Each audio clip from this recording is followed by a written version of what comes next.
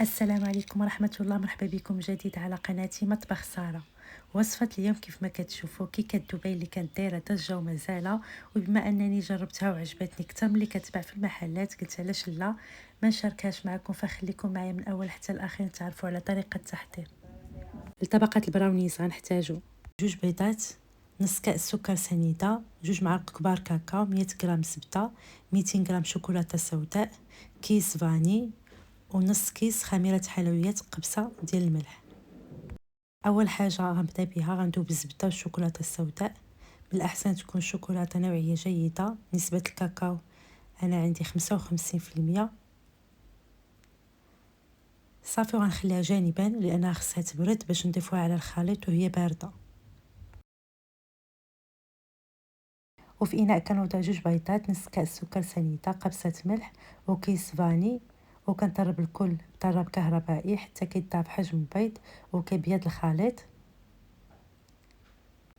بهذا الشكل هذا عاد كنضيف خليط ديال الزبده والشوكولاته اللي يكون برد تماما باش ما يطيحش البيض اللي طلعناه، وكنحرك الكل جيدا.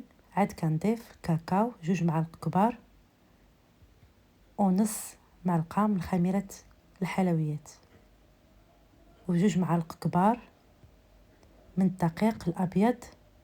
صافي وكنسكب الخليط في قالب اللي نفرش فيه ورق الزبده او مدهون بالزبده، وكندخلو الفرن اللي سخون من قبل 170 درجه الفوق والتحت، مده طهي 20 دقيقه حتى 25 دقيقه. في هذه الاثناء هذه غنوجد الكنافه. في مقلاة وضع 2 معالق كبار من الزبده و200 غرام من الكنافه اللي جبتها من المجمد قبل ديكونجلات شويه وقطعتها بالسكين.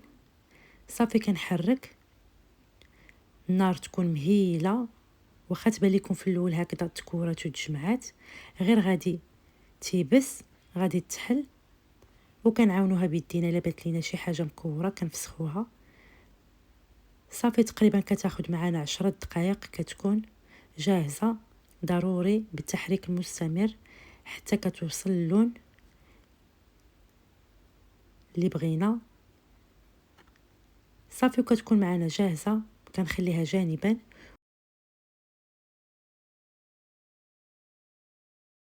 انا غادي نوجد اساس الوصفه عجينه الفستق او لاباط بيستاش. غنحتاج كاس ونص عنبه، ما يعادل 150 غرام بيستاش عادي ما محمرش، كنوضعو في فرن مسخن مسبق على 100 درجه مده 10 دقائق فقط. غرضنا نسخنوه باش يخرج الزيت ديالو. ملي نطحنوه الا حمرتوه بزاف ما غيبقى فيه لا لون زوين لا مذاق. كنحاول نعطيكم جميع الاسرار.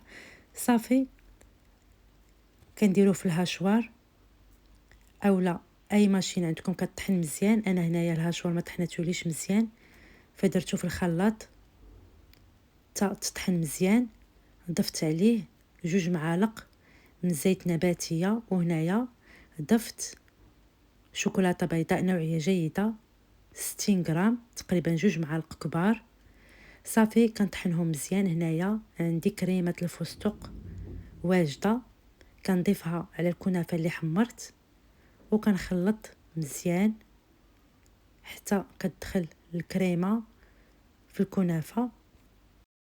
تقدروا تختصروا عليكم الوقت وتاخذوا كريمه البيستاش غتلقاوها موجوده عند اللي كيبيعوا لوازم الحلويات، ولكن في الصراحه اللي كتحضر في الدار كتكون احسن والذ.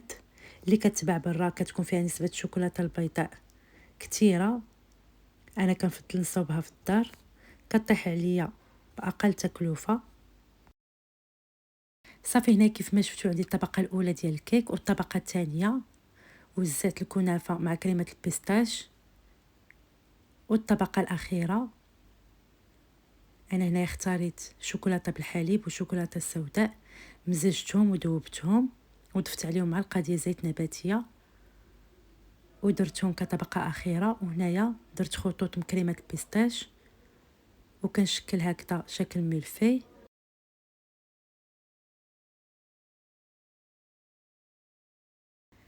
هنا غادي نزيد بشويه ديال البيستاش مهرمش كذلك شويه ديال الكنافه. التزيين كيبقى اختياري. هنا غادي نقطع معكم مورسو تشوفوها كيفاش كتجي من الداخل. هاد الكيك كيجي المذاق ديالو اكثر من رائع، رهيب بمعنى الكلمه. كنتمنى تجربوه، انا متاكده غينال الاعجاب ديالكم. طبقه البراونيز مع طبقه الكنافه وكريمه البيستاج والشوكولاته كتجي لذيذه بزاف.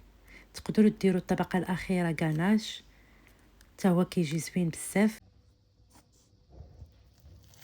وهنا كنكونوا وصلنا لاخر الحلقه. ما تنسونيش من تشجيعاتكم، وبصحه وراحه. نتلاقاو في فيديو جديد ان شاء الله.